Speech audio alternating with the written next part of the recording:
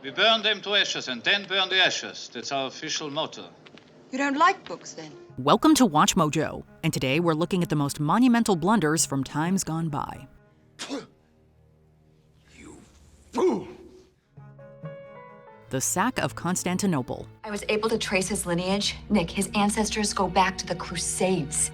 If I'm right, one of his relatives on his father's side was a knight that fought for the Knights Templar in the Sack of Constantinople. The Fourth Crusade was sold to Christian commoners as an effort to reclaim Jerusalem from Muslim control. However, a mix of financial desperation, political maneuvering, and greed led to a dramatic detour. In 1204, Crusaders, deeply indebted to Venice, turned their swords against Constantinople, the greatest Christian city of the East. Over 3 days, the Crusaders looted its treasures, burned churches, and even defiled the Hagia Sophia. The Byzantine Empire, already weakened by internal struggles, never fully recovered. The sacking permanently fractured relations between Eastern and Western Christendom, and the empire's fragmentation left it vulnerable to the Ottoman conquest in 1453. Some historians argue that this single event altered global history, shifting power westward while dividing Christian kingdoms. By now, everyone was really into the Crusades, so they started holding them regularly, fighting back and forth to see which side would win Jerusalem this year. King Darius III's flight at the Battle of Issus. The Persian king Darius, annoyed by the notion of Greek freedom, has come to Greece to bring us to heel. In 333 BCE, King Darius III of Persia had one job: stop Alexander the Great at Issus. With a far larger army, Darius seemed poised for victory. His troops applied pressure, threatening to overwhelm the Macedonian flank. But then, Alexander gambled everything on a bold charge straight at Darius. As the Macedonian cavalry smashed through Persian lines, Darius panicked. The so-called King of Kings ditched his men, abandoned his family, and fled. Seeing their leader bolt, his army collapsed into chaos. This blunder shattered Persian morale and marked a turning point in Alexander's conquest. Alexander kept Darius's mother, wife, and daughters as honored guests. Darius tried again to defeat Alexander at Gaugamela, and once again fled. He would go on to be deposed and murdered in a coup. The commander of the Greek force is named Themistocles. Yes, he is an Athenian general. He's rumored to have loosed the arrow that felled the great King Darius himself. The Varian disaster. Quintilius Varus, an old friend from Rome. Ah, the name is not unfamiliar. You honor us with your presence. The honor is mine to fall upon such warm hospitality. In 9 CE, Rome thought it had Germania under control. That illusion was fully dispelled when Publius Quintilius Varus marched 3 legions into a nightmare of blood and steel. A Germanic ally, Arminius, had informed Varus of a supposed rebellion and recommended that Varus lead his legions through the dense Teutoburg forest. Arminius was Roman-educated and had even served in the army, but in secret, he was plotting against them. With Arminius at their head, Germanic tribes ambushed Varus's forces. Unable to form proper battle lines, they were slaughtered. Varus, realizing the catastrophe, fell on his own sword, as did many of his commanders. Rome lost between 15 and 20,000 men and any hopes of conquering Germania. The whole army of Quintilius Varus was massacred in the Teutoburg forest. Nothing stands between the German tribes and our provinces in Gaul. The Children's Crusade. Oh, wishy-washy here. It's too moral to throw a beanball. What about the way the early settlers treated the Indians? And what about was that moral? Movie How about the Children's nowadays? Crusade? Was that moral? In 1212, one of history's most tragic and misguided religious movements took shape. The so-called Children's Crusade saw thousands of young people and peasants in Europe march toward the Mediterranean, convinced that they were chosen by God to reclaim the Holy Land. Some chroniclers claim that they literally expected the sea to part for them. Their leaders were both shepherds, Stephen of Cloyes in France and Nicholas of Cologne in Germany. Those who didn't die from starvation or exposure before reaching port were reportedly tricked by merchants and sold into slavery in North Africa, or disappeared from history. The movement remains a blend of legend and reality, symbolizing medieval faith and folly. Look, maybe it's the Axe of Decorum, said to have been forged in hell itself, lost since the Children's Crusade, where it was said to have killed, children. Hope that's not it. The Arrogance of Inalchuk. Daddy, please! A crown for king.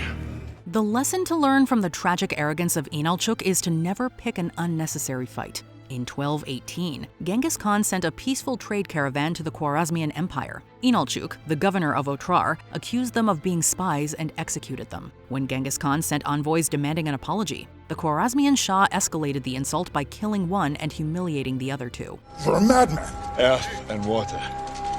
But you'll find plenty of both down there. No man, Persian or Greek, no man threatens a messenger. The Mongol response was swift and apocalyptic. Khan unleashed his full fury, erasing the Khwarezmian Empire from the map. Inalchuk watched his empire burn around him before being dragged before the Great Khan. Legend says molten silver was poured into his eyes and ears, a grisly execution for one of history's greatest fools. Khaleesi? He was no dragon. Fire cannot kill a dragon. Mayan overexploitation.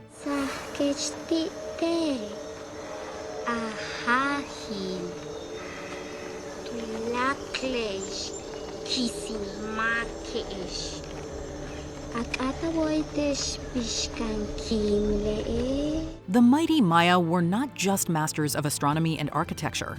Like modern civilizations, they were also experts in self-sabotage. To sustain their booming population, they cleared vast forests for farming, fuel, and temples. But deforestation intensified droughts, reducing rainfall and leading to failed crops and famine. Around 750 to 950 CE, the region was hit by some of the worst droughts in 2,000 years, compounding social and political turmoil. By the time the rain finally returned, many once great Maya cities were abandoned, left as eerie ruins swallowed by the jungle. We should all learn from their mistakes and try not to continue building societies at odds with Mother Nature.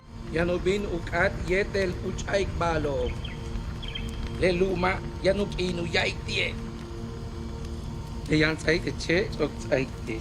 The Tang Dynasty trusted the wrong general. And I think you're forgetting that there are written documents of meat between bread being eaten in China during the Tang Dynasty. You know what? I'll go with you. And then maybe we just go home. The Tang Dynasty was riding high in the 8th century, until they made the fatal mistake of trusting the wrong man. An Lushan, a Sogdian Turkic general, rose through the Tang ranks. He used his military prowess and charm to manipulate Emperor Xuanzong. An Lushan was showered with titles, riches, and power. He was granted command of the vast army meant to protect China. Instead, in 755, he turned that army against the Tang Dynasty. The subsequent An Lushan rebellion was one of the bloodiest civil wars in human history. The rebellion lasted for 8 years, taking the lives of millions and shattering the dynasty's golden age. The Tang never fully recovered, limping along for another century before collapsing completely. He trusted you. I trusted you.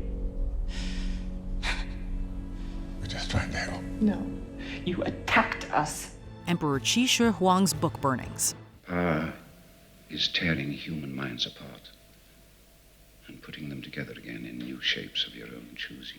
In 213 BCE, China's first emperor Qi Shi Huang believed that in order to truly unify China, he must unify Chinese thought. To accomplish this, the emperor ordered the burning of books from all rival philosophies and histories. This act of censorship led to the destruction of many works deemed subversive. See, it's no good, Monty. We've all got to be alike.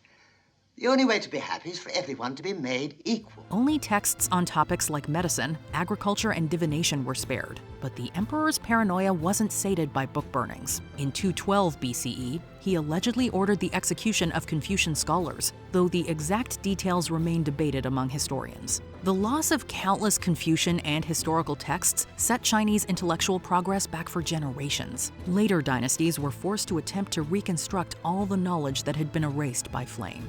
Books are just so much rubbish. They have no interest. Then why do some people still read them, although it's so dangerous? Precisely because it is forbidden. Julius Caesar crossed the Rubicon. I'm going to cross the Rubicon. Will anyone be coming with me? With the Senate opposing his bid for a second consulship, Julius Caesar made a decision that shattered the Roman Republic. He led his army across the Rubicon River in a flagrant act of war against the Senate. The phrase crossing the Rubicon now symbolizes a point of no return, and for good reason. So were I to attempt to leave this cage, you would seal your fate as irrevocably as the tyrant crossing the Rubicon! Caesar's march on Rome ignited a civil war that ended with him being declared dictator for life, a title that lasted only until his infamous assassination. While he never proclaimed himself emperor, his actions paved the way for Rome's transition from a republic to an empire under his heir Augustus. The fall of the Roman Republic still echoes through history, a reminder of how one man's ambition can reshape an entire civilization. So you see, the tyrant is dead, the republic is restored, and you are alone. Would you like some honey water? Before we continue, be sure to subscribe to our channel and ring the bell to get notified about our latest videos. You have the option to be notified for occasional videos or all of them. If you're on your phone, make sure you go into your settings and switch on notifications. The Library of Alexandria's destruction. If I could travel back into time, this is the place I would visit.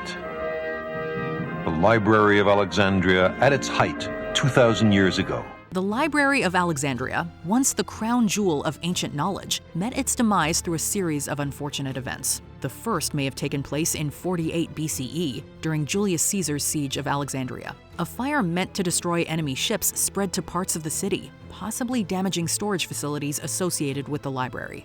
I'll know more after I've delved into the secret archives of the Antiquarian Library in Alexandria. Alexandria? Oh, you mean that delightful suburb of Washington, D.C.? No, Commissioner.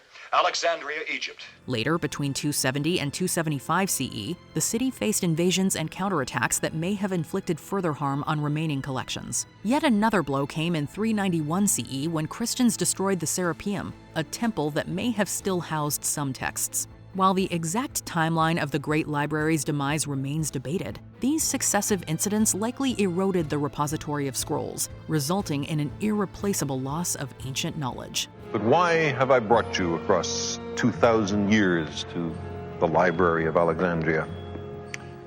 Because this was when and where we humans first collected seriously and systematically the knowledge of the world. Did we miss any of the world's greatest fools from around 1,000 years ago? Let us know in the comments below. I've made a huge mistake.